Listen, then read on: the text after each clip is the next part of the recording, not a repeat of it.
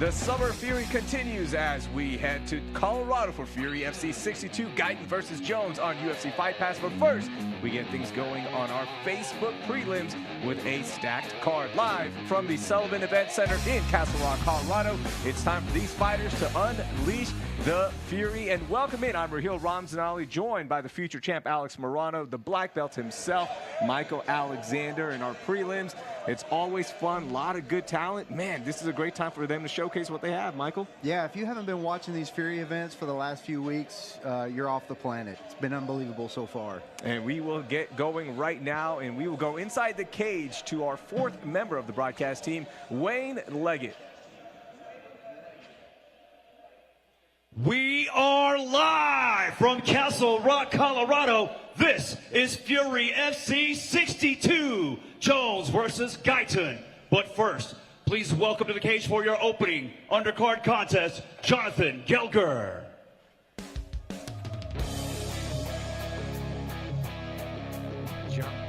Jonathan Geiger, first fighter out, 1-0 record, Michael, fighting out of Victory MMA here in Colorado Springs. Had a nice Army debut where he got the head kick, but, you know, exciting fighter, a young guy as well. Yeah, and training over there at Victory MMA with Gilbert Jamal Smith, great dude, long-time MMA guy. I actually had a grappling match against him in Denver one time, and so yeah, I've gotten to know him pretty well. He's a heck of a coach, and you know, has a good farm over there, good fighter farm. Yeah, they're actually responsible for two fighters in these amateur cards tonight. And one thing about Jonathan here is his height for a featherweight. He's 6 feet even. You know, kind of explains the high kick in his debut. But we'll see if he can utilize that range here again tonight in this opening bout. Nice way to get us going on the prelims. The 20-year-old taking on a 21-year-old. I love seeing those young guys match up, get the nerves out, and just get that experience on such a big, high-profile card. Yeah, they always fight the hardest, and youngsters often throw caution into the wind, which makes for a fun fight always. Yeah, we saw that last week, Michael, when we were at Fury FC 61 down there in Edinburgh. We saw a 17-year-old out there. That was cool, man. Yeah. Like, I just love that energy. Yeah, a 17-year-old fighting an 18-year-old, and here we've got a 20-year-old fighting a 21-year-old. Still, their combined age is younger than me, Raheel. There he is, Jonathan Geiger in the cage, and we will now meet his opponent. Please welcome to the red corner, representing Mercenary Combat Academy, Alex Navarro.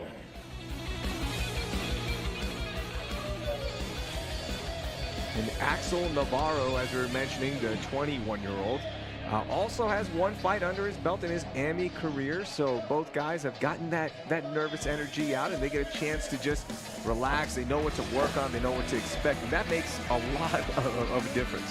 Yeah, I was going to ask Alex, I mean, what do you think is more beneficial? Jonathan Geiger comes out, gets a round one stoppage, but Axel Navarro goes to a split decision in his first amateur fight. What do you think is more valuable in that position? Yeah, especially as an amateur, I would say going the distance is very important. You know what it feels like, getting off the stool, going into round 3.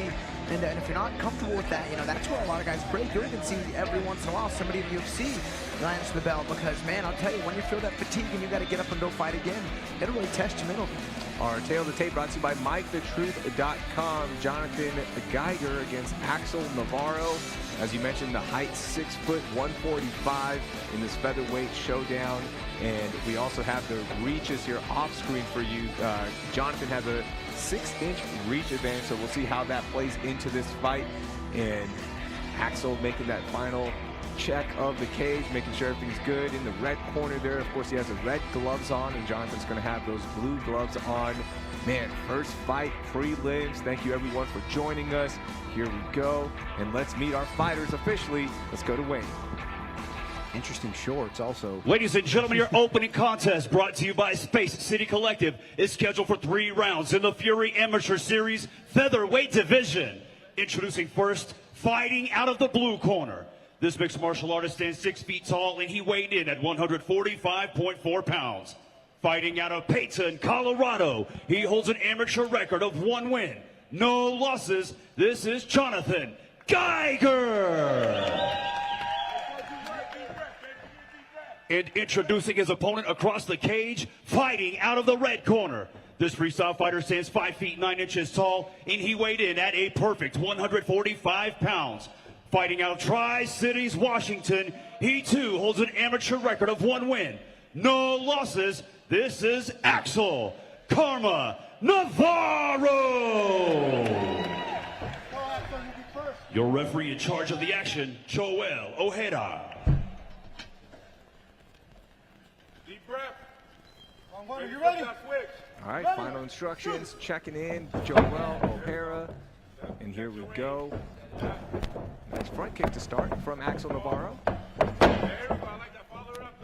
And I'm kind of surprised both fighters, you know, as 1-0 amateurs, both guys looking very, very relaxed. Both guys coming out throwing, no nerves here. Oh, big Good shot uppercut there from Jonathan. You can see Axel's really trying to take away Jonathan's reach advantage by closing the distance quick. But in doing that, you do run into some punches. So a hook kick there from Jonathan too. He actually threw that right before the fight started when he was warming up, as he eats a right hand. Axel's working that overhand right a few times already. Wonder if there's something in the game plan there. Yeah, Axel's doing a good job staying, you know, far out of range, but when he comes in, he's really trying to cover as much distance as possible and take that reach advantage away that Jonathan has on him. And you notice when he comes in, when Axel comes into the pocket, his base widens pretty extensively. He comes in, tries to get wide. I'm not sure what the purpose of that is, but nice left. Axel there. Yeah, you can see some reddening on the face of Jonathan there from that left hook from Axel that just landed a second ago. Huge leg kick there from Jonathan. Both guys using an effective kicking arsenal early on in this fight. Axel Navarro representing Mercenary Combat Academy. Jonathan Geiger, Victory MMA, as we've mentioned. You can see Axel's, you know, reaching pretty wide on his overhands. You know, rightfully so, he's got to cover up quite a bit of distance. But Jonathan's getting comfortable keeping his head out of that range and countering with uppercuts. He eats a big right hand right there again. Yeah, I don't think I would try that wheel kick anymore if I was Jonathan. He's taking a shot both times and put his feet back on the floor. No signs of this fight going to the ground, guys, at all. You know, both guys throwing and landing big shots, but their base isn't really underneath them. That's why there's not a lot of stopping power behind it. 1 minute left. 3 minutes, 3 rounds, amateur rules. You know, that's kind of the benefit of throwing a jab. Not only you recover distance, but you really kind of plant your feet, you know, track where your opponent's going, and then really sit down on the power shots. And again, Axel's doing a good job, you know, throwing and landing that right hand, but there's real no setup behind it. So a lot of them are glancing. Yeah, and you see Jonathan is fighting with his hands low, and especially for a taller fighter, that's a real disadvantage sometimes, especially whenever you've got a guy like Axel who's continuously just throwing overhand punches. He's going to throw it right over the top of those gloves, and it's going to land. It doesn't land a lot, but when it does, it could be very effective, and it could be the lights out shot. Yeah, absolutely. Yeah, you never want to lean out of shots. Because if they do cover that distance and hit you, you got nowhere else to go. Nice entertaining first round between Jonathan Geiger, Axel Navarro. This amateur featherweight contest. Good striking. See that right eye of Axel getting a little red, little bump under there as well. Look at our highlights here. There's that kick that we were talking about.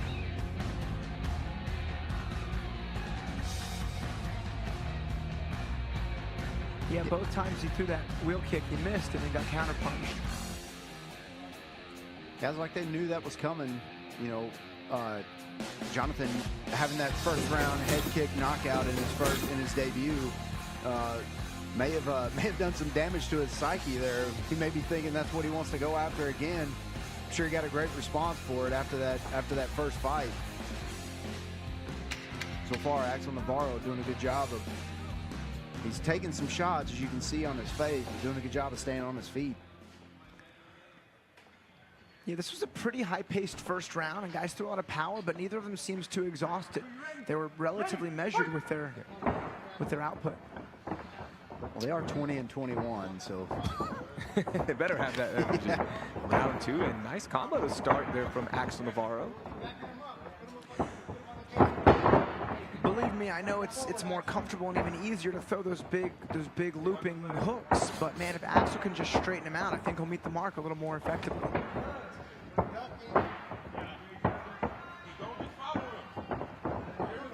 Yeah, if he straightens those punches out and gets, you know, 5 inches closer in the pocket, I think, just like he did there, straighten that one out just a little bit, able to land on the chin, kind of wobbled Jonathan Geiger a little bit.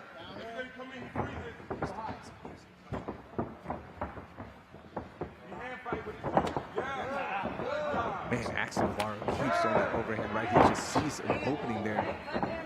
It's funny, there's 2 great low kicks there from Jonathan, but man, Axel answers back with a big right hand.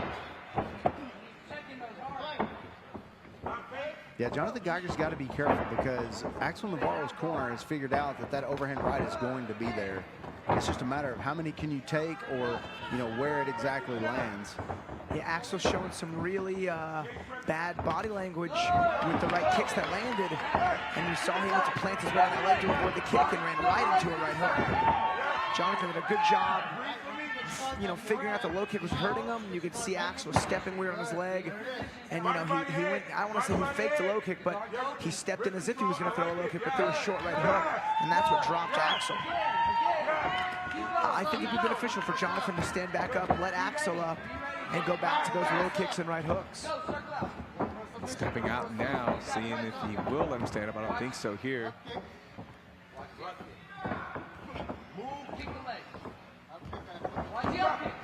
Nice up kick there. Good over, good right. Good punches coming down from Geiger. And those are landing. Will that be enough? Yeah, he's got to be careful here because remember, in these amateur fights, they will not let him go as long as they do pro fights. And that is it. That is it. Yeah, big stoppage here for Jonathan. He did a great job dropping Axel early with that right hook after those 4 hard low kicks. I mean, he did a lot of great damage in the end of the second round. Nice showcasing from Jonathan Geiger and Axel Navarro as well. Good striking as well. Nice way to get us going here on our prelims for Fury FC 62. And don't forget, by the way, UFC Fight Pass, it is free this weekend. So sign up for your free trial if you haven't already. I'm going to be mentioning that a lot. UFCFightPass.com, and you can watch Fury FC 62 on UFC Fight Pass. Nice TKO stoppage there. Jonathan Geiger, that ground and pound. Yeah, Jonathan Geiger doing a good job there getting that finish, but he does have a couple things to clean up, you know, before his next fight. He's got to, you know, learn to fight with those hands up a little higher. You know, maybe he stands really, even though he's a tall fighter, you see his legs are almost locked out completely straight. He's a very tall fighter, which leaves him susceptible to those big overhand punches, which Axel was able to land a few times here in this fight. Let's go inside to Wayne to make this official. Ladies and gentlemen, referee Joel Ojeda calls for a stop to the action. 2 minutes, 11 seconds into round number 2, declaring your winner by TKO, Jonathan Geiger. Congratulations to Jonathan Geiger's second win in his Andy career. Light, sharp win for the young man. And also big ups to Axel Navarro for getting us going. Fun way to start this prelim card. Got another amateur fight lined up for you. And we'll go into the professional bouts in our undercard here in just a bit. Final pictures there. Got to remember that win. And we're feeling we'll see both of these young men in Fury again. Awesome, awesome display.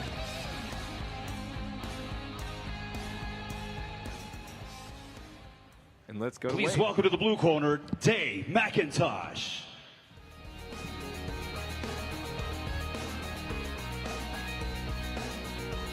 Dave McIntosh, our second amateur fight here on the prelims. Also fighting out of Victory MMA.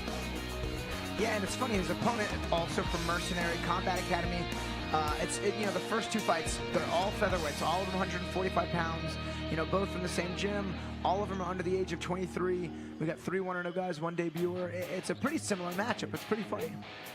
I love that. Just shows all the young talent in this area. So many guys trying to make their mark, trying to get that next fight, trying to stand out. I'm telling you, the featherweight division, man, it's just stacked, man. So to see these guys get in there, showcase what they have, I love it. Yeah, Alex, and like you said, 2 more 6-footers. I mean, another 6-footer in Dave McIntosh from the same gym as the last 6-footer in Jonathan Geiger, and then a 5'10", his opponent's 5'10", whereas Axel Navarro was 5'9". So almost identical matchup here. Same 2 gyms, same 2 coaches out in the cage. Even similar fighters. They walked right back out. Love it. Should just stood, posted up right there, just let them come out, save some time.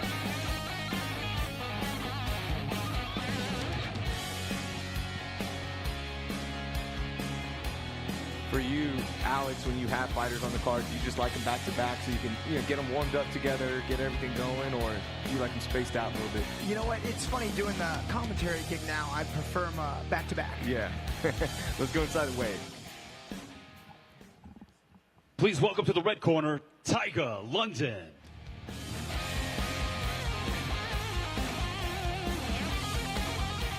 Tiger London, as you mentioned. Same showdown pretty much. Mercenary Combat Academy. Tiger London. I love that first name, Tiger. You gotta make his fight name blood. He can be Tiger Blood. Yeah. The best flavor, by the way, in the snow cone. Tiger blood, right? There's no, I don't know. Is there anyone who disagrees? Tiger blood snow cone? I think it's just sugar and red fruit dye. Yeah, and Alex, I'm a big believer that that's the way you get a nickname, is you're given a nickname. Exactly. If you give yourself a nickname, I think that's kind of corny, but Alex Morano just said it. Tiger, when you watch this replay, your new nickname is Blood. We better see it on the next one. Yeah, I was actually just talking to some of my teammates about that yesterday. You have to earn a fight name. It's a little too cliche, a little too cheesy to choose your own. Yeah. It has to be awarded. It has to be given. Here's our tale of the tape brought to you by MikeTheTruth.com. The debut for Tiger London, 5'10", 146, 21-year-old taking on the 23-year-old with that height advantage as well as the reach advantage for Dave McIntosh. And again, similar showdown, same build. This is going to be a lot of fun. Let's go inside to Wayne for our official introductions. Ladies and gentlemen, the following contest, brought to you by SheathUnderwear.com, is scheduled for 3 rounds in the Fury Amateur Series Featherweight Division. Introducing your first competitor, fighting out of the blue corner. This mixed martial artist stands 6 feet tall, and he weighed in at 147 pounds. Fighting out of Anderson, Indiana, he holds an amateur record of 1 win, no losses. This is Dave McIntosh. And introducing his opponent across the cage, fighting out of the red corner. This freestyle fighter stands 5 feet 10 inches tall, and he weighed in at a perfect 145 pounds. Fighting out of Grand Junction, Colorado, today he makes his amateur debut. This is Tiger London. Your referee in charge of the action, Joe Coca. You're right, baby. Go eat. Joe Coca, final instructions for our amateurs. Dave McIntosh with the blue gloves on. Tiger London with the red. Nice opening kicks from London. Do you see Tiger with the tie shorts and he opens up a low kick? Yeah, Tiger coming out very, very aggressive. Still having to deal with that long reach and that height difference between he and Dave McIntosh. He had Tiger going early to those kicks, but didn't really set him up. In MMA, when guys can, close the distance and shoot and tie you up, you got to be really measured when throwing those low kicks. Tiger's doing a good job. He's got that left side underhook. He needs to get busy lifting and turning. Going for a throw right here at the end of this play. Dave McIntosh coming off that win in round 1 via TKO in his AMI debut. AMI debut for Tiger London, as we mentioned earlier. It's a high-risk throw, only because Dave could come out the backside and take the back. You see Tiger going for this Americana. I think he's going to get the tap. This is pretty deep. So These are very unique submissions. That is on free. He could reload it though. So now we're in a classic scarf hold position. In judo, this is called Kasugatami. It translates to scarf hold. And he's going for the Americana again. This is a really nasty submission if he can get that hand back under his legs. And you can see this is something Tiger's very comfortable doing. This is an awkward position to escape. Day needs to get his right elbow to the mat and turn. And if he does have back exposure. Does escape. See, that's why those head and arm throws can be risky. You know, if the person escapes, your hips are very exposed.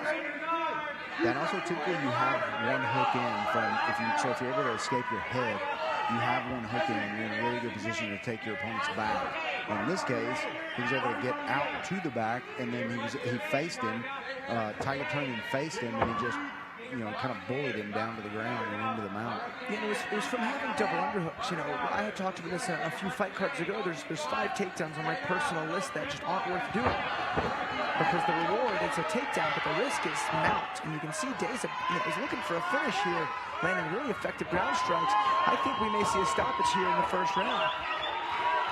Yeah, big shots, big stoppage, big win here again for Victory MMA.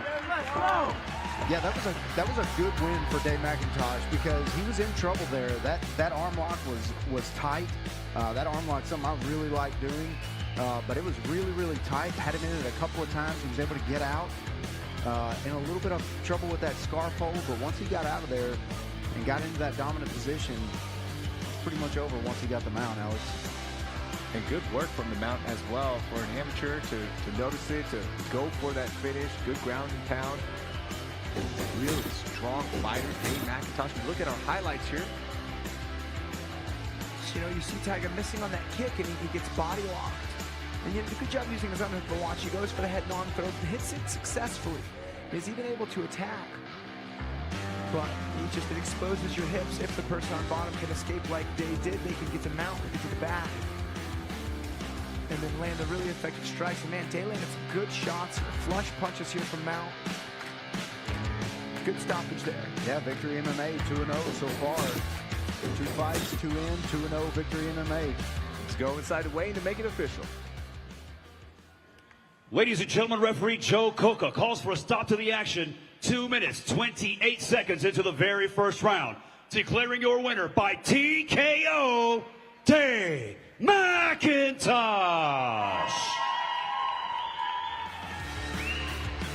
As you mentioned, good day for Victory MMA 2-0. Mercenary Combat Academy, shout out to you guys. Man, those some good fighters out there. Love seeing both Axel Navarro and Tiger London. Promising career for these amateurs. Just to get in there, man, that's a win in itself, and can't wait to see what they do in the future. And Dave McIntosh, getting those final pictures in. Love that. He's never going to forget that. Yeah, great showing there by Dave McIntosh. Good showing. Please welcome to the blue corner, representing Krav Maga Loveland, Jesse Stalder. Now we head to the professional side of things in our prelims. Jesse Stalder, 1-0, fighting out of Krav Maga Loveland, as we just heard Wayne mention, the Gymshark. Okay, I like it. Yeah, Krav Maga fighter coming from a Krav Maga gym. Hopefully he doesn't poke anybody in the eyes or fish hook anyone. We'll see, but standing 6'1", another tall fighter fighting at 185, but a relatively tall fighter. Won his debut in 22 seconds of round 1, so not a ton of experience in the cage. Doesn't have any amateur fights, but 22 seconds is all you need. That's all you need. Yeah, 37 years of age, on the older side, but again, seems very excited to fight. And his opponent today, he's got a good record. He's really tall, so I know Jesse does have his hands full. We'll see if he can't make quick work again in his second pro fight. Yeah, fighting out of Loveland, Colorado, so a hometown guy. Not too far from his home. You see a lot of these Colorado guys, and we got to remember, you always have to think about that elevation factor whenever you have fighters from Colorado versus fighters that aren't. We'll see that we do have some guys traveling to Colorado, so we'll see how that elevation endurance plays into this. Let's meet his opponent.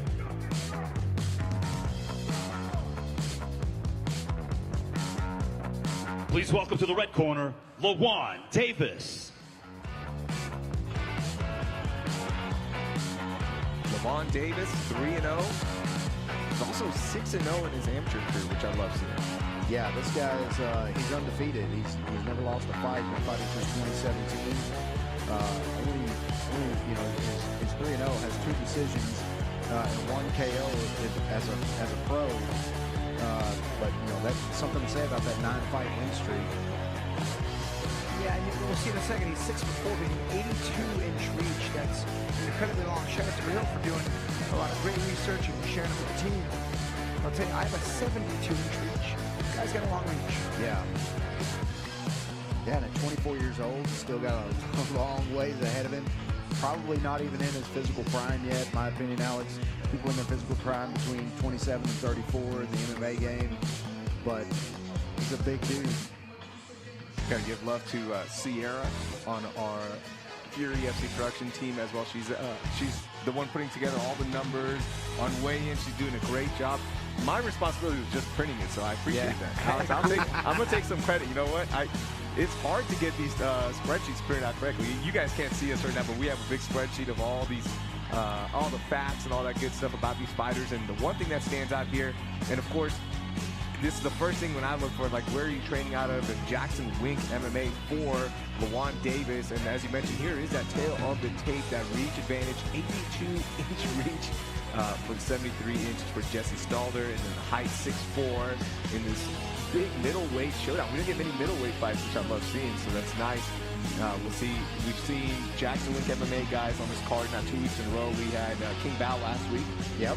Shout out to King Bao. Who could forget that? Yeah, absolutely. If you missed that, then man, you weren't on social media, or you weren't even watching Jimmy Kimmel. So yeah, that's on you. I think we've started a trend too. People are starting to speak about their ailments after their fight interviews. Yeah, our main event also on UFC Fight Pass has a Jackson Wink fight. All right, let's get our official introductions. Here's Wayne Leggett. Ladies and gentlemen, the following contest, brought to you by Space City Collective, is scheduled for 3 rounds in the Fury FC middleweight division. Introducing your first competitor, fighting out of the blue corner. This mixed martial artist stands 6 feet, 1 inch tall, and he weighed in officially at 181 pounds. Fighting out of Greeley, Colorado, he holds a professional record of 1 win, no losses. This is the Gym Shark, Jesse Stalder. And introducing his opponent across the cage, fighting out of the red corner.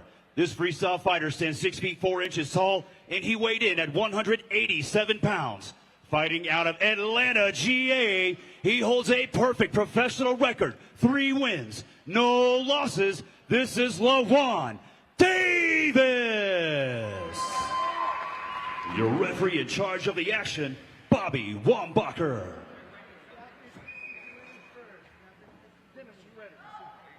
You saw Alex, Jesse Stalder weighed in at 181 pounds, so probably could make 170.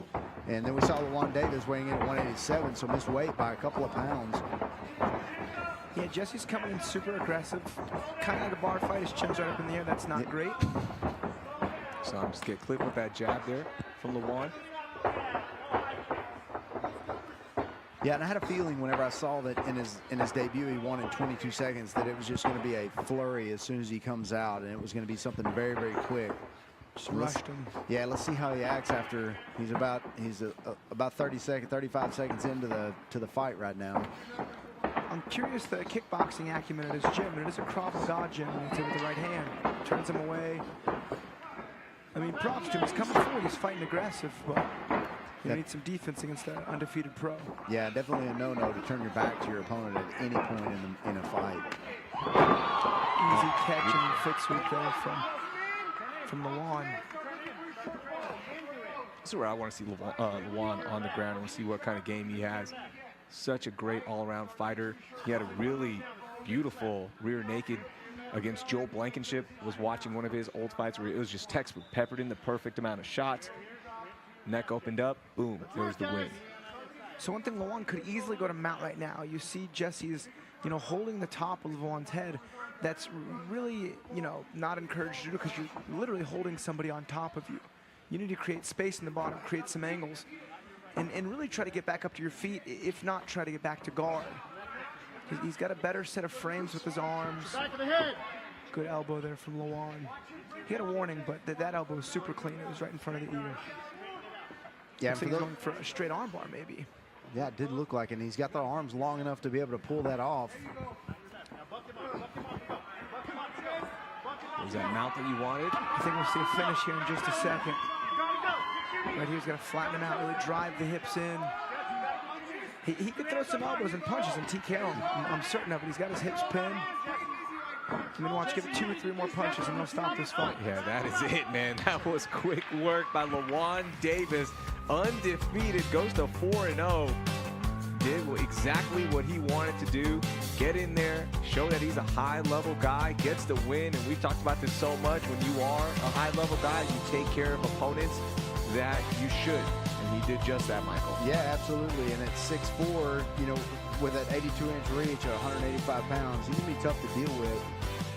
Oh man, Jesse got a good cut on his lip. He got a big old chunk of his lip missing. There's only a couple punches landed there from Lawan. Big stoppage for Lawan. Puts him at 4-0 now with 2 finishes. He's a huge 85er. You know, so he's got to lose, maybe 1 more pound to make weight next time, but huge showing from a big win. Big future for this guy. Take a look at our highlights of this round 1 win for Lawan Davis.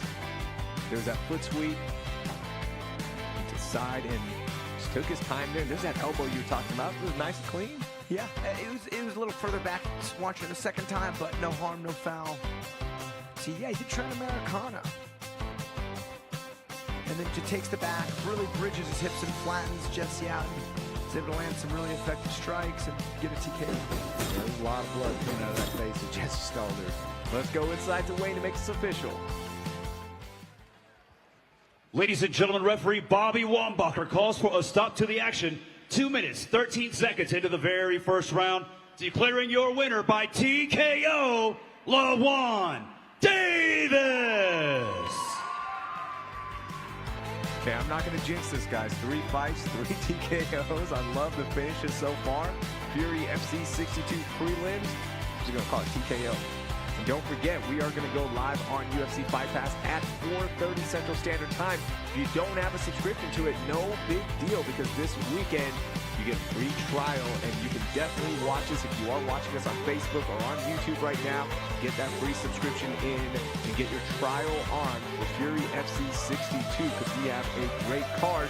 Let's go inside to Wayne here in just a second for our next fight and meet the opponents. Please welcome to the blue corner, representing Extreme Couture, Zachariah Thorne.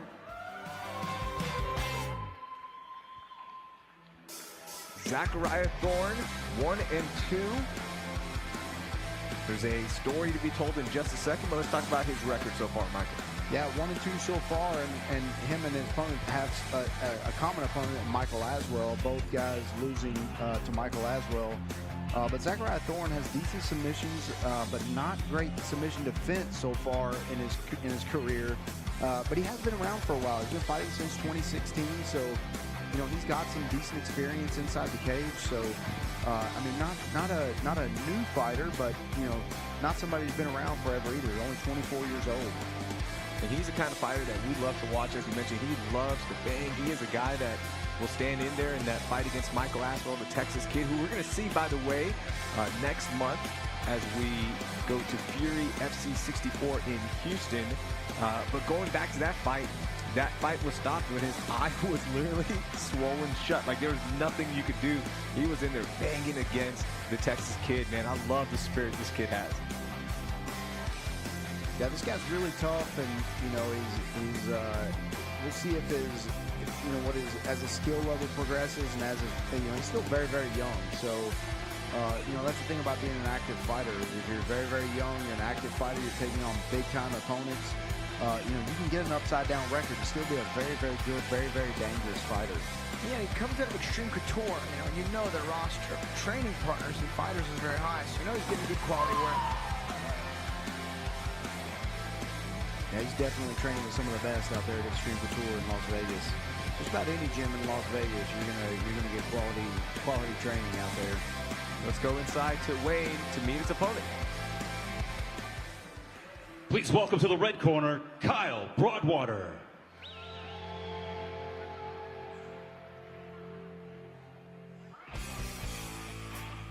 Kyle Broadwater.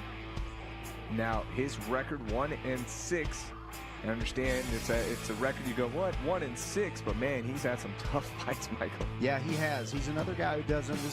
He fits the criteria I was talking about a second ago to the T. This guy doesn't take just easy fights. Also lost to Michael Aswell, but took him to decision. And to Michael Aswell, a nice up and coming fighter, undefeated fighter. He was able to take him. He's 35 years old, so this is he's grown. He's a grown man, just in maybe his prime or just a little out of it. But he was 4-3 as an amateur. But he's one of those guys that likes to get in there and bang. He will get submitted. He does take some chances, so he will get submitted from time to time. But overall, this is a good fighter, and he's a tough guy. Don't let his upside down record fool you. Yeah, I remember his fight against the Texas kid pretty well, and Aswell actually used quite a bit of grappling to neutralize, like some cage control and some top position time. Didn't really give Broadwater a chance to throw a lot of punches, but I know his opponent in Zachariah here, he's down to bang. We should be in for a pretty fun fight here in our prelims. Absolutely, man. Two guys that just want to fight. Let's go to our tail of the tape, brought to you by UFC Fight Pass, or excuse me, by Bump Box. Don't forget UFC Fight Pass free trial today for Fury FC 62, the 35-year-old Kyle Broadwater, 5'9", 69 inches on the reach, 4-inch reach advantage for Zachariah Thorne, who we just saw there, and big ups to both of these guys, man. I'm ready. I'm ready for this banger of a fight because both these guys will bang. And let's get our official introductions. Here's Wayne Leggett. Ladies and gentlemen, the following contest, brought to you by CleanAthlete.org, is scheduled for 3 rounds in the Fury FC featherweight division. Introducing first, fighting out of the blue corner, this mixed martial artist stands 5 feet 11 inches tall, and he weighed in at 146 pounds even. Fighting out of Las Vegas, Nevada, he holds a professional record of 1 win, 1 loss. This is Zachariah Thorne.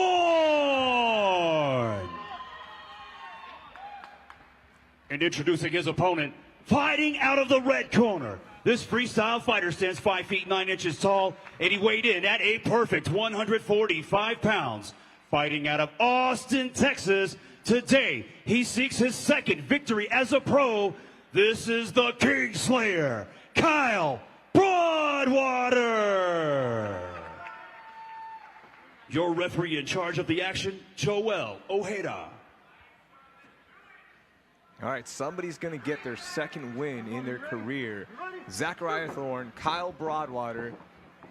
Here we go. Yeah, Zachariah already landing good punches, and now he's deep on a single, and there's not even 10 seconds in this fight. Yeah, you can tell that Zachariah Thorne knew that what the scouting report was on Kyle Broadwater right away.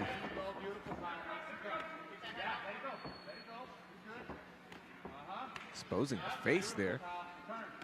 Yeah, I'm surprised Zachariah's not being more aggressive. He's got the double underhook, he's got the body lock. All he's got to do is get his head out from behind Broadwater's arm, and he could have full back exposure with the body lock. Best potential scenario here for a takedown. He's able to hit the takedown, but yeah, still can't seem to clear his head from underneath the headlock of Kyle Broadwater. Now finally does it to get on the back, and here we go again. Kind of a run back of what's happened before to Kyle. Zachariah Thorne on the back, doling out some punishment. Getting in some nice rib shots as well. See how Broadwater reacts. So Broadwater's got a half back take. I mean, if he was really crafty, he could look for a twister from here, but he likes to try to get that hook in. Yeah, he's kind of got a figure 4 there. And really, you want that top leg. If you're going to just have one hook, you're going to try that. You want that top leg, or at least around the hip. And you're able to control that hip and elevate that top leg and keep your opponent where you want it. So you don't necessarily need both hooks, but he's got both now on his back, pressing down those hips, trying to flatten out Kyle Broadwater.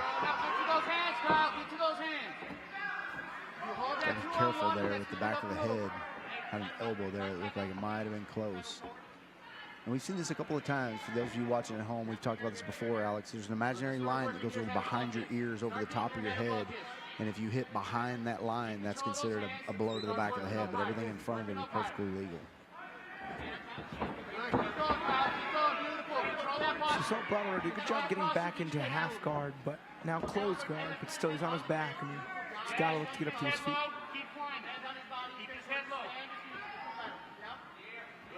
And improving the position of your feet is very, very important whenever you're on the bottom. I mean, you saw what he did there. He put his foot in his hip, was able to make a little bit of space, and then he was able to race him to his feet. Good exit knee there from Broadwater. Both guys fighting the southpaws.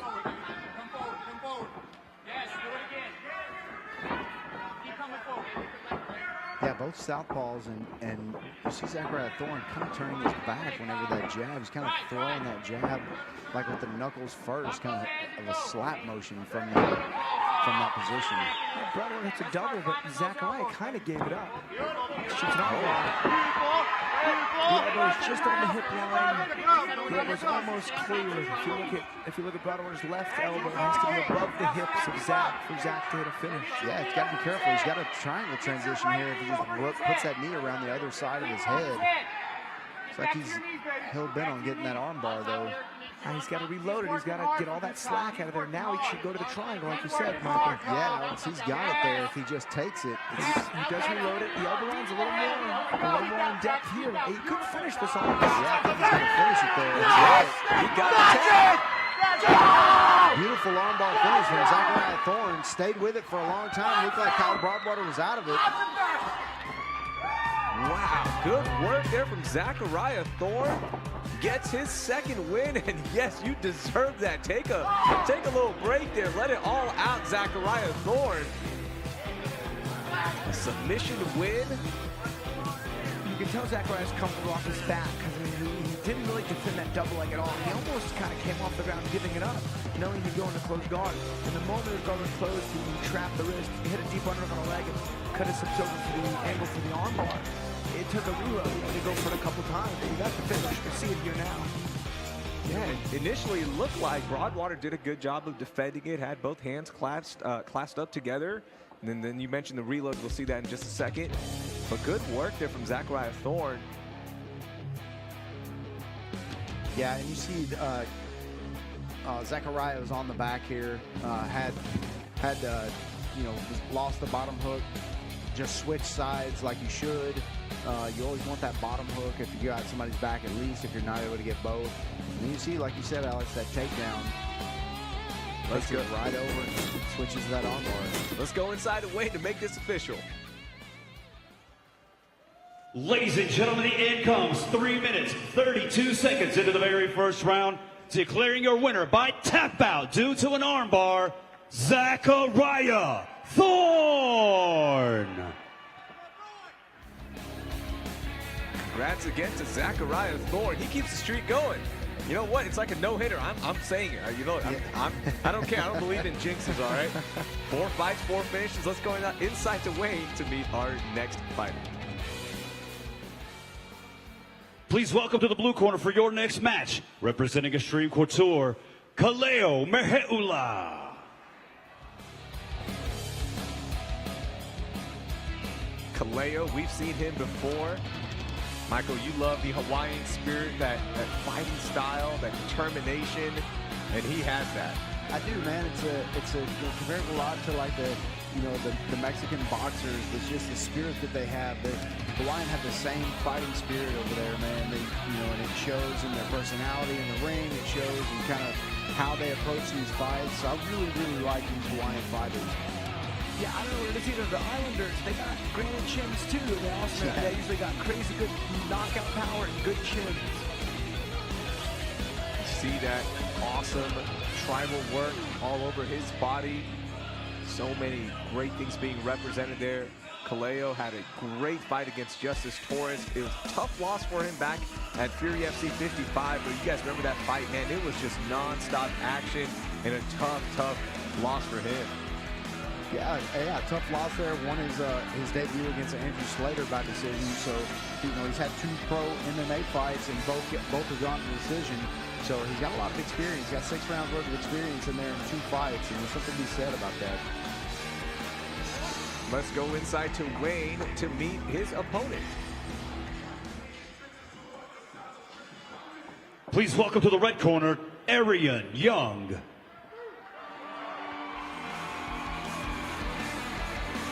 Similar story as the last fight. Somebody's going to get their second win today. Arian Young 1-1. Fought once last year, Michael, where he lost. Yeah, and you know, this guy has been around for a little while. He's been fighting since 2016. He was 9-3 as an amateur. He lost his second pro fight by knockout, but he won his debut by TKO in round 1, so versus Chris McElroy. So again, two very, very similar stories for these guys, but Arian Young, you know, impressive 9-3 record, so he's got a lot of cage experience. Yeah, he's the first of 6 Factory X fighters. Now you see Mark Montoya, his coach, very busy coach, a lot of fighters in the UFC, and you know, they're based here out of Colorado, and they have 6 fighters from one card. And that's not only a lot of work, but that's a lot of preparation. That's a good fight camp for a lot of these guys. Yeah, tail the tape. 1-inch height advantage for Arian Young. Also has a 3-inch reach advantage. 146, 145.6 for Kaleo Mahila, the 26-year-old, and can't wait to get this going. And our tail of the tape brought to you by Howler Head Whiskey in this featherweight division showdown. And both guys, by the way, that age, man, love it. Again, 26, 24. Somebody's going to get that second win. And as you mentioned, a busy, busy night for the Factory X camp. Can't wait to see them. Can't we see all that training that they did pay off here. Let's go inside to Wayne for our official introductions. Ladies and gentlemen, the following contest brought to you by Space City Collective is scheduled for 3 rounds in the Fury FC featherweight division. Introducing your first competitor, fighting out of the blue corner. This mixed martial artist stands 5 feet 9 inches tall, and he weighed in at 145.6 pounds. Fighting out of Honolulu, Hawaii, he holds a professional record of 1 win, 1 loss. This is Kaleo Mahila. And introducing his opponent, fighting out of the red corner. This freestyle fighter stands 6 feet tall, and he weighed in at 146 pounds even. Fighting out of Oklahoma City, Oklahoma, he too holds a professional record of 1 win, 1 loss. This is Arian, the Kid Young. Your referee in charge of the action, Joel Ojeda.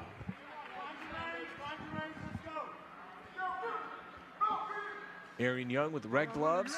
Kaleo Mahila with the blue.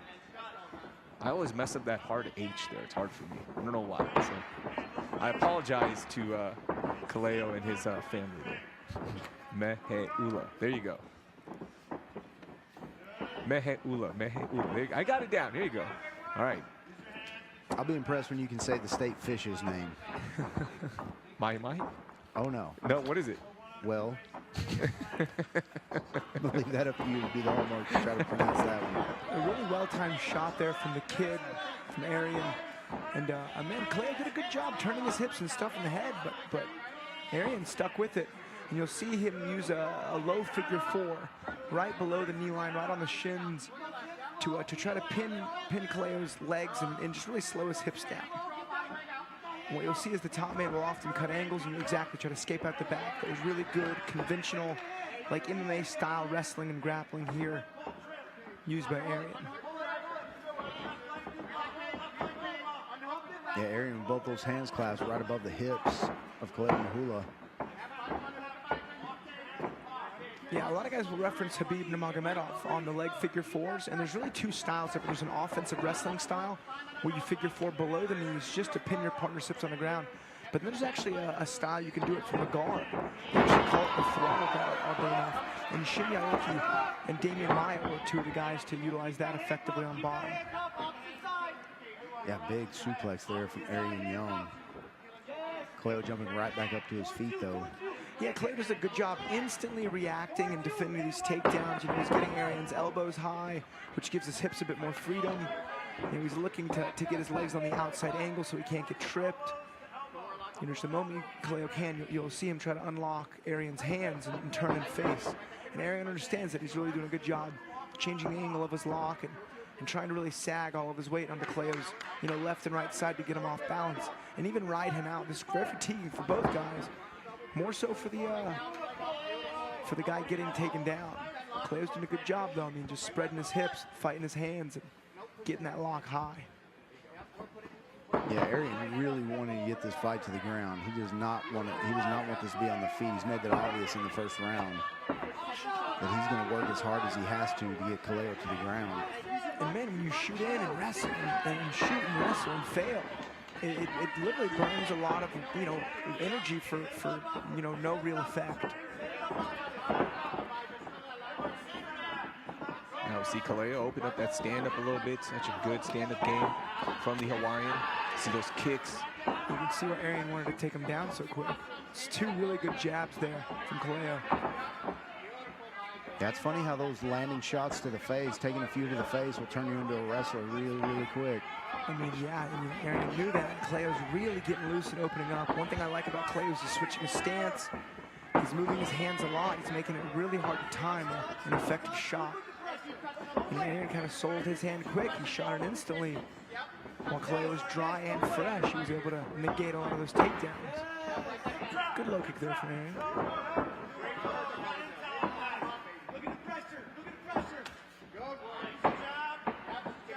Yeah, Kaleo's showing his chops here as a striker. Good counter punching. Nice strikes from, you know, kicking in with your hands. Yeah, I think what would really benefit Kaleo is to really sell a fake, and really come in close and distance, try to draw a reaction out there from Arian, and then hit him with that crisp boxing. See Arian Young now getting a little bit more comfortable in that stand-up. He's landed a couple good kicks. Every time Kaleo hits him with that jab, Arian touches his own face. Under 1 minute left, first round. This round went by pretty quick. And the guys were wrestling pretty actively, pretty hard early. Yeah, another tough round to call so far with only about 35 seconds left. I mean, Kaleo has ruled the striking game, but Arian has kind of taken Kaleo down at will. You know what? Yeah, I was going to say it was pretty close until that single leg, you know, hit completion. And now I'd say Arian's up in this round, just from the wrestling standpoint. Yeah, he's doing a good job of holding him down, but he hasn't really done any damage from the ground yet. No, none at all. I mean, he's kind of looking for head and arm trick. There's definitely not enough time to threaten with the submission. And he was a little too square to achieve that head and arm choke. It needed to be a little bit more underneath that arm to think about that. And you can see how there he goes grabbing his face again. He may have a bloody nose there. Yeah, you can just tell. I don't think he was very comfortable getting punched. And granted, it's not great to be comfortable getting punched, but you gotta understand if you get tagged, you can't sit there and dwell upon it for too long. You gotta keep your head in the fight game. Look at our highlights for round one. Good stand-up display by Kaleo Mahila. Arian Young with that good wrestling. See nothing being worked on the face of Arian Young right now. I don't see. Yeah, nothing was too critical. Yeah. I mean, he did get popped with a couple jabs, but I mean that's part of it. That's just the comfort level, as you were mentioning, just doesn't. Nobody likes it. Yeah. Maybe a little surprised by the pop of Kaleo. Dan Kaleo, a very active fighter on his feet. You know, like Alex said, he's switching stances. He's throwing jabs, he's throwing kicks. They're high, they're low. So very, very diverse striking there from Kaleo in the first round. Fun opening round between these two featherweights. Now let's see if we're going to keep these finishes going. Every fight's been a finish so far. Let's see if we can keep that going. If we're going to go to the, if we're going to make it out of the second round. I mean, you go back to last week, we had 6 finishes, I believe. We only had 1 go to the judges' scorecard, so we got a nice little streak going here. That's what you get with Fury FC, man. Yeah, some of the most wild and just explosive finishes I've seen, you know, here recently, sitting cage side for Fury. Yeah, I didn't even mention Fury FC 60, where we had some awesome finishes as well. The upsets, man. Yeah, and I think Alex and I have done around between 15 and 20 shows together, and that was the first time I've ever seen Alex Morano speechless after 2 fights in a row. It was unbelievable. Like literally jaw-dropping moments. Yeah. So much fun. Those jaw-dropping moments continue. Don't forget, we are going to be on UFC Fight Pass starting at 4:30 p.m. You can get a free trial this weekend. So if you don't have that subscription, join us on join us for Fury FC 62 on UFC Fight Pass. Free trial available right now at UFCFightPass.com. Man, you see Arian here effectively utilizing and finishing single leg takedowns. You see a lot of single leg entries in MMA as the angle is a bit safer and you only have to grab one leg. But running the pipe, which means swinging them backwards, is often a challenging finish due to guys being able to balance and stuff the head and whizzer. And then Arian has pulled off very well against Kaleo, who has really good takedown defense. It's rare to see effective single legs. Some of the worst knockouts I've seen have been guys sitting in on singles with the heavyweights. They'll often like elbow him right in the ear. Eve Edwards once had a prolific, half Nelson in a single into a jump knee. It was really cool. You see Arian successfully working and exposing Kaleo's back. He's got one hook in, but more important than the hook, he's got the body lock. I'm a huge fan of guys using body lock grips opposed to seatbelt grips when taking the back. It makes it tremendously more difficult to recover guard or even slip him off. See Kaleo trying to protect that body lock, working his knees up a little bit. Nothing getting through just yet. Yeah, the only knock on the body lock is there's no immediate threat of a choke. So the person whose back is taken, their hands can actually be pretty active in trying to clear hooks. Yeah, which Kaleo did pretty quickly. He was able to clear that bottom hook and be able to sit on that hook. And once you're able to do that, then you can start paying attention to those arms and hands. Right hook in now for Arian Young. And that's the thing, is the right hook is only effective. Having one hook in is only effective if it's the bottom or if you're standing up and trying to work on getting that other hook in. But, even if you're standing, it's really easy if they've only got one hook in to kind of get their feet back on the floor just by moving to the cage and kind of using the cage to peel them off to that one side. Yeah, and props to Arian. He started this fight early with a wrestling game plan. It didn't have a lot of success. Was using a lot of energy just to get stood back up and tagged, but he stuck with it. And he hit a takedown early here in the second round with that single. Now he's really, winning here with a lot of ride time on top. This is exactly what he wants. And this game plan, it gets stronger as the fight goes on because the guy who's being ridden, in Kaleo's perspective, they start to fatigue naturally. He's got to hold a lot of body weight and unpredictable patterns. You see Arian with a really good wrist ride. You see Arian's left hand controlling the wrist. He's now back to a body lock. Arian is showing a really effective grappling style. It's a style I like to think I do well myself, which is getting ahead, but then just staying ahead. Not taking big risks, and just maintaining control. And also frustrating your opponent. Wait for him to make that big mistake. So he could use that wrist ride. I think if Arian really sticks to that left arm wrist ride, he could then try to use his legs to pin Kaleo's legs and get off some free right hands.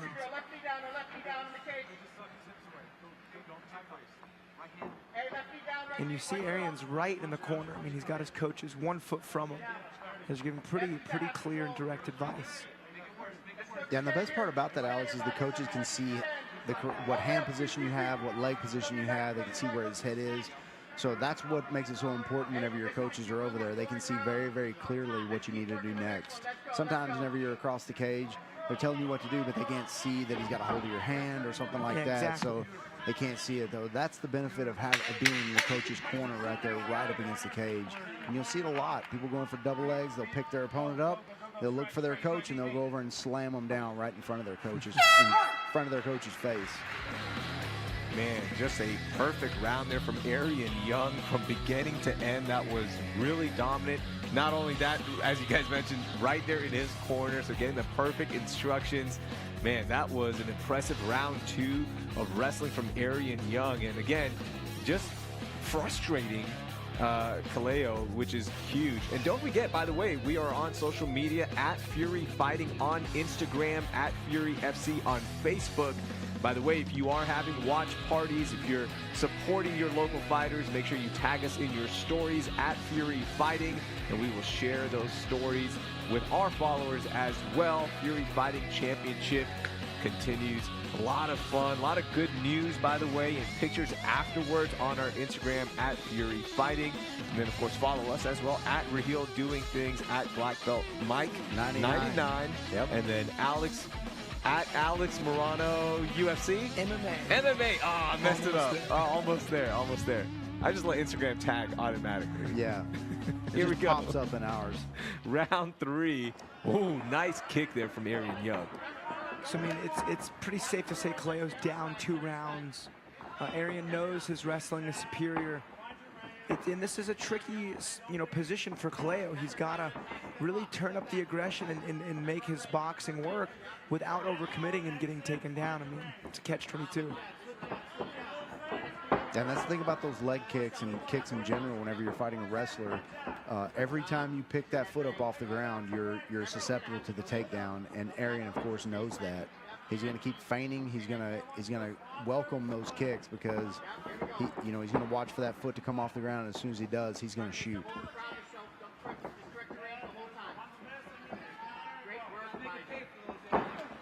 Good jab there from Arian. In the first round, we saw Kaleo really utilizing an effective jab, and he's not stuck with it. I'm not too sure why. So that was a high C ahead on the outside single there. Successfully used from Arian. It's a little safer in a fight setting, but in jiu-jitsu, it's more dangerous because your head's on the outside. There's a potential guillotine. But Daniel Cormier, he made that high crotch, the high C position. I'd say even famous. That's where I learned it. He that high C lift front flip slam on not only Josh Barnett but also Alexander Gustafsson. Yeah, he did it to John Jones also, did it to a few other guys. Yeah, did it to Dan Hendo. Yeah. It's a bold matchup. Man, really impressed by the strength of Arian Young in this division.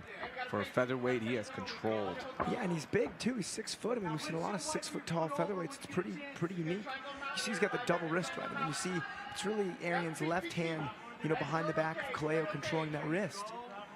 And if Arian can use his legs to go into like a leg drag or even a figure 4 and half guard with the wrist right, he has free right hands. And we can see him looking to land those right hands now.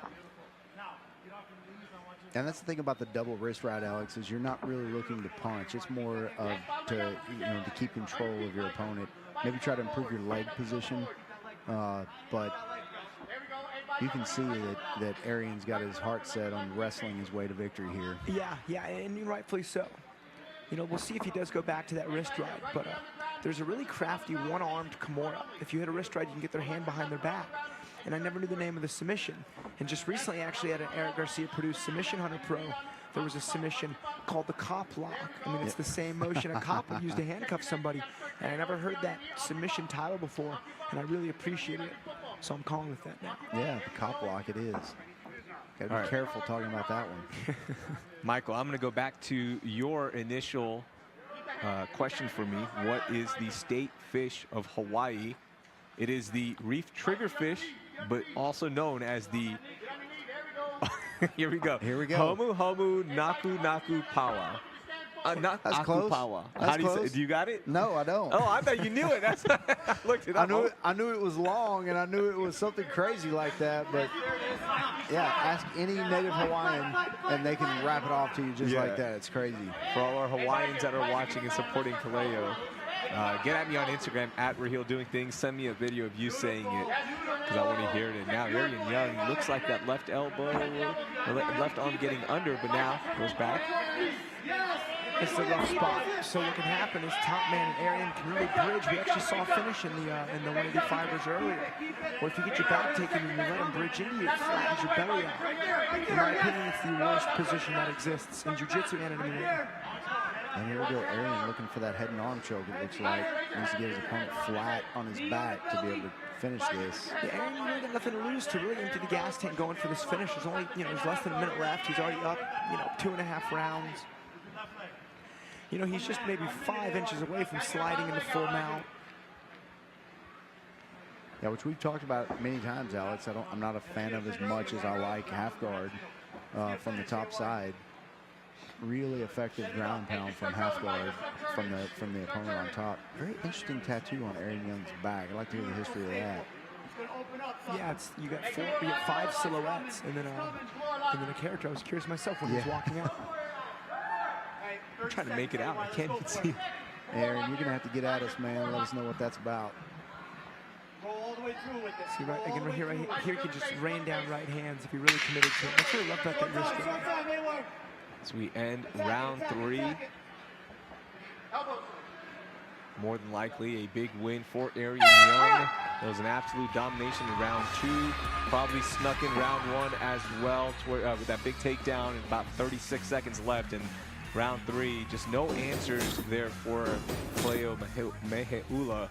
We see that takedown in our round 3 highlights.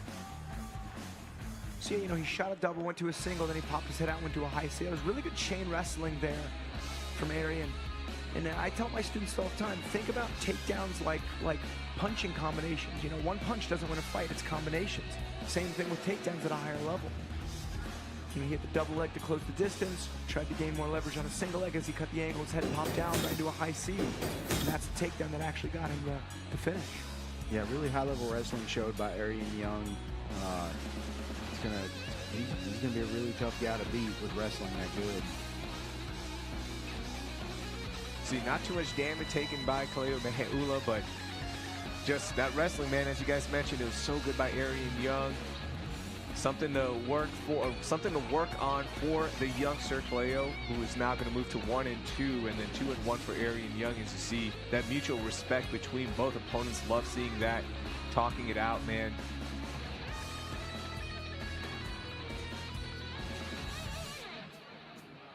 Yeah, and you can see Wayne Leggett making his way into the cage. Probably had to put his shoes on or something. Wayne looking great as always. Let's go inside to Wayne to make this official and get our decision. Ladies and gentlemen, after 3 rounds of combat, we go to the judges' scorecards for a decision brought to you by cleanathlete.org. With scores of 30-27, 30-27, and 29-28, your winner by unanimous decision, Arian the Kid Young. That's got to be such a satisfying win for Arian Young. Not only getting a second win, but the way he dominated, man. I'm sure the game plan was executed flawlessly. And that was awesome to see. And there's that tattoo, the silhouettes. Hopefully one day we'll find out the story on that one. Yeah, I'm not exactly sure what that is, but good work. Yeah. Yeah, Arian Young doing a good job of wrestling his way to victory there. Let's go inside to Wayne for our next fight. Please welcome to the blue corner, Chris Rios. All right, so we go to the lightweight division here in Fury FC. Chris Rios making his way out to the cage, 0-2, holding his own bucket. Like that. He's going to corner himself. Chris Rios, I'm making sure his nickname's not the bucket. It's not, it's Wartime. Man, Wartime, I think he is going to be cornering himself tonight. That's interesting to see. Fighting out of Syndicate in Las Vegas. Nope, there's his friend. Okay, his friends were just cornering the last fight. Gotcha, making their way back. I was going to say that the rare self-corner. Yeah, don't see that much in MMA, and you definitely don't want to use somebody else's bucket.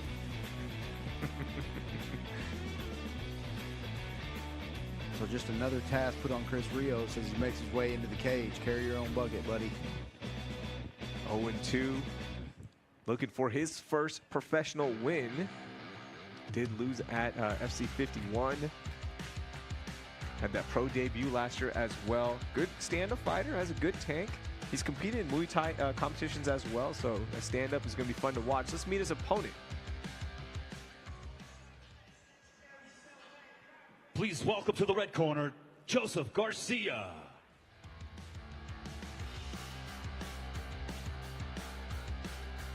Joseph Garcia, as I mentioned, one of these guys is going to get their win today, that coveted first win to get in the win column. Joseph Garcia Man, he's a fun fighter. He's gonna look to take this fight to the ground. He just needs to improve on explosive moments in the cage. Yeah, he lost his by decision in his debut to Joseph Galavis, but he was 5-3 as an amateur, so been fighting since 2017. So a nice record as an amateur. So a lot of experience in there. You know, I'm sure he knows the way to victory in this is to get Chris Rios to the ground. Let's see if he's able to capitalize on that, or if he just wants to stand and bang with him. You never know with these guys, just kind of what they prefer. You know, he's another Factory X guy, so it was great seeing his teammate Arian Young just fight and win. It's a great way to start the night off for the team. Let's take a look at our tail to tape, brought to you by Bump Box. The 27-year-old Joseph Garcia has that 3-inch reach advantage, 1-inch height advantage. Both guys made weight in this lightweight division showdown. The 26-year-old Chris Rios, at its_war_time. By the way, I like the fighter handles up there. Love it. Love it. And Joseph Garcia at Joey JG. And as you mentioned, Alex, Factory X back again. This is their second fight. They've got 3 in a row. So the next fight as well, they've got another guy. So 3 in a row for Factory X. And we've got a bunch on the main card as well. Let's go inside the cage to Wayne Leggett for our official introductions. Ladies and gentlemen, the following contest, brought to you by CleanAthlete.org, is scheduled for 3 rounds in the Fury FC lightweight division. Introducing your first competitor, fighting out of the blue corner. This freestyle fighter stands 5 feet 8 inches tall, and he weighed in officially at 155.4 pounds. Fighting out of Las Vegas, Nevada, today he seeks his first win as a professional. This is wartime, Chris Rios. And introducing his opponent across the cage, fighting out of the red corner. This mixed martial artist stands 5 feet 9 inches tall, and he weighed in at 155.2 pounds. Fighting out of Lakewood, Colorado, today he too seeks to pick up his first professional victory. This is Joseph Garcia. Your referee in charge of the action, Joe Coca. You hear that? Joseph Garcia, pro crowd, love that. Local kid getting it going here. Yeah, Factory X Muay Thai versus Vanderlei Silva's fight team out of Las Vegas and Chris Rios. Big punches earlier from Rios. He's throwing a lot into these kicks and punches. You can see Chris Rios very, very hungry for this first victory. See if he can stay upright, or if Joseph Garcia gets tired of taking those punches and kicks and decides to get this to the ground. Yeah, Rios has already landed some good inside kicks, some good outside kicks. He's sitting really low. Yeah, looked like a kind of a half-hearted takedown there from Joseph Garcia, takedown attempt. Chris Rios able to stuff that pretty quick. Almost just threw him off. Like he's ready. Oh, no. Wow, what a shot. That is done. Oh, wow. What a perfect connection there. Joseph Garcia gets his first win.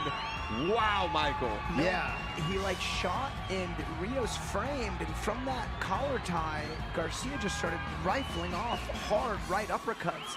It was maybe the 4th one that like landed and dropped him, and that was it. I'm excited to see this replay. That was a crazy exchange there for a half a second. We could tell that Chris Rios did not want this fight to go to the ground, and he got his wish, but Joseph Garcia able to finish him there with those uppercuts, like you said, Alex. It was the 4th one. I was just about to say Joseph Garcia is not really committing to his strikes, but man, I'm glad I didn't say it because I was wrong. Man, did not see that one coming. And as I mentioned, for Joseph Garcia, we want to see that explosive moment. Well, here you go, man. What a huge win.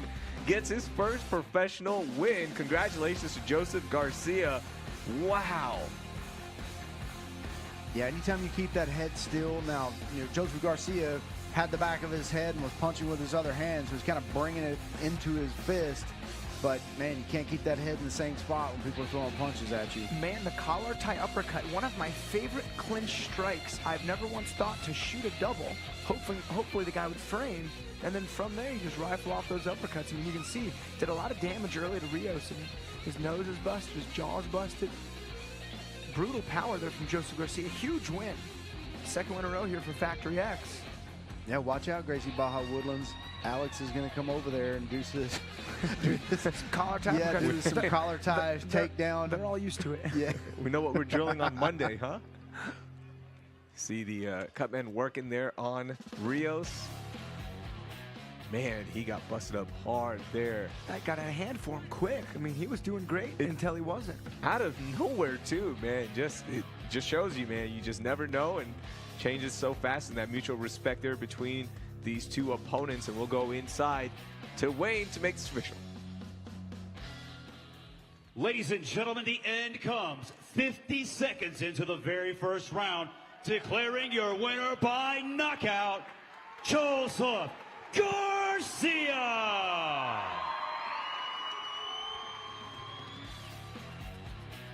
Congratulations to Joseph Garcia. We've got our final prelim fight coming up here in just a second. By the way, don't forget, UFC Fight Pass at 4:30 p.m. Central Standard Time. Free trial this weekend, so you can join us for Fury FC 62, the main card. If you're watching on Facebook, if you're watching on YouTube, thank you so much for taking some time out on this Sunday to join us. We'll go inside to Wayne now to meet our final opponents for this prelim card. Please welcome to the blue corner, Jacob Romero. Jacob Romero, 1-3, making his way here in just a second. There he is. Yeah, he's 1-3, Rahil, but all three of his losses are decisions. His one win is by submission, but this kid had a 9-3 amateur record. Been competing since around 2010, so he's been around for quite a while. I mean, in 2010 he was 15 years old, and that's when they show his first fight. But of course, he wasn't fighting when he was 15. I can assure you.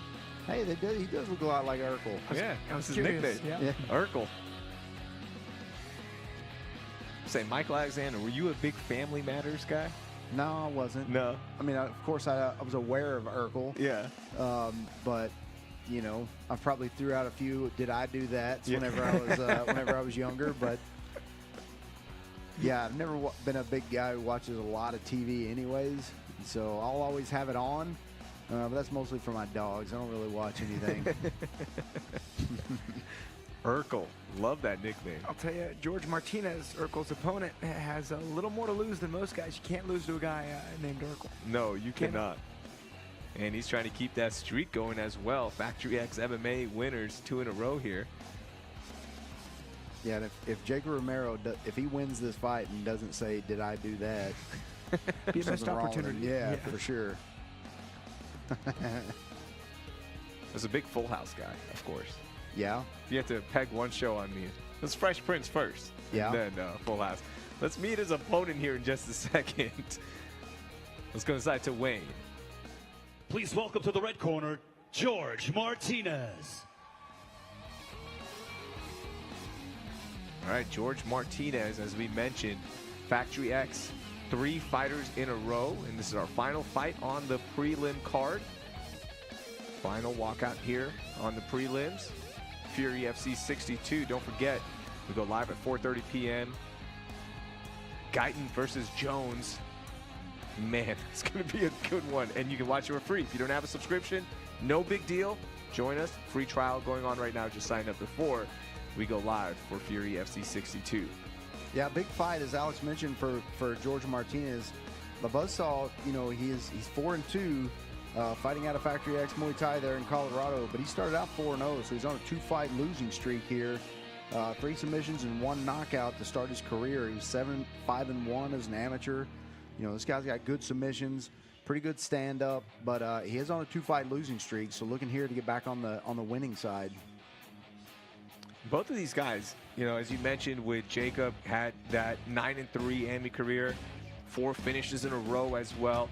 They're just trying to find that magic again. We look at our tail of the tape brought to you by Bump Box.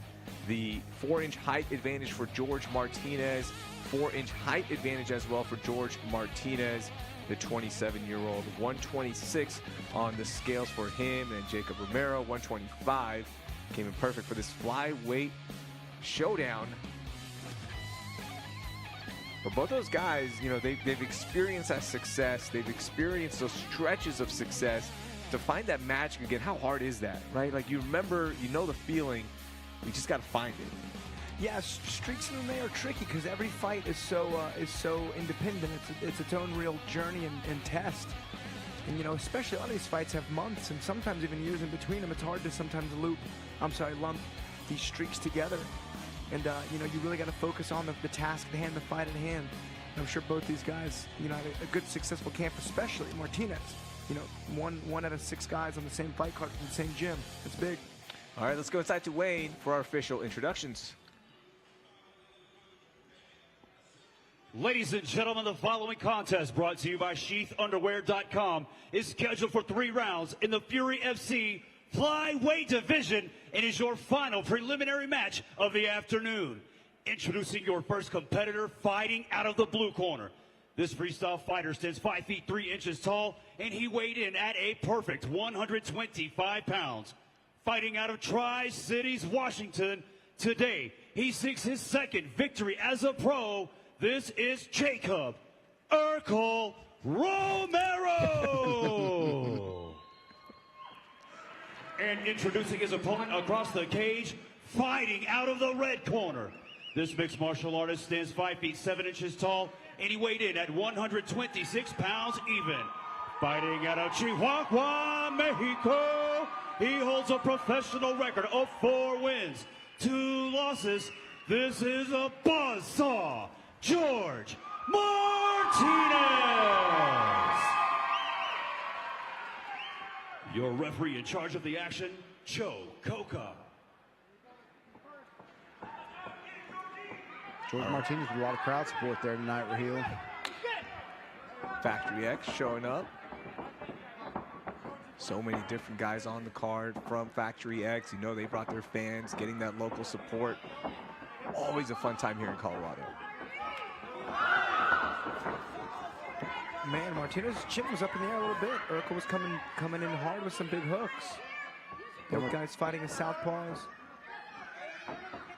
Martinez landed that question mark kick to start off. It looked like it hit with the toes. Wasn't able to hit with the foot or the shin like he wanted. Yeah, Romero didn't want to fight in kick range anymore. Just came forward with some big hooks and actually found the mark a couple times. Good knee there for Martinez. You see a suplex here from Jacob Romero. Looked like he was loading up, right? Yeah, But then did. bailed. You saw Martinez instantly hand fighting. He was instantly trying to break the grip of Romero. Successfully so. See Romero, the shorter fighter, he's got to be careful with his head below the chin of George Martinez. Those knees will come up quick. Yeah, sometimes the flyweight division, oddly enough, can have a big scope in size. Martinez with a really big lift. And as you said earlier, he literally picked him up, walked into his corner, dislocated the guy's elbow on the slam. Oh, that is it. That's gonna do it. Yeah, that's tough. Oh my gosh, took him to the corner, and that was it. I don't even want to see that replay. Oh my gosh, Yeah. You guys handled this one because You're that such was a sissy, Raheel. oh, that was nasty. So Alex, you immediately saw that. I mean, that's wild. You know, Martinez wasn't picking him up and running across the cage to build momentum and get a super. Ooh, that was super dislocated. Yeah. I don't know. I don't want to see the super. Just that was nasty. But he didn't do it to gain power. He did it to put himself in his own corner. Ooh. Yeah, and here's the thing, is that whenever you're being slammed, and this is for the younger guys, do not try to catch yourself from being slammed. That's the reason that this happened. Jacob Romero put his hand down to try to soften the blow of being slammed onto the mat. And that's just a bad situation anytime you want to do that. All right, You got to learn how to break fall. I mean, you have to. We're going to see that replay. Those of you who don't want to see it, giving you the heads up right now. When we see that slam. It's the right arm. Raheel just left, so Oh my gosh. he's going to go outside So until this is funny. over. To learn to fall correctly in any sport, not only in MMA. I mean, we saw this have to. earlier. I love basketball as well, NBA. You saw Gary Payton Jr. He took a hard fall and he kind of braced himself with the wrist, broken wrist, done. So, oh, here we go. Here's that takedown. You see that right arm. Oh, no, he was posting. bracing. Oh, I didn't want to see that. Oh, yeah, right at the elbow. So, you know, it's funny, before you start yanking on it, trying to relocate it, you got to make sure it's not broken. Yeah. The last time you start tugging on a broken bone, it didn't look broken. I mean, it could have broken near the elbow, but it's definitely out of position. I mean, you could see it. And, you know, if he just literally does nothing, you know, keeps the elbow tucked into his hip and doesn't post, you know, his shoulder maybe gets roughed up, maybe he gets the wind knocked out of him. But it's not worth sacrificing a post. There's two things you cannot let happen on a big takedown. One, don't let your head hit the ground, so you tuck your chin.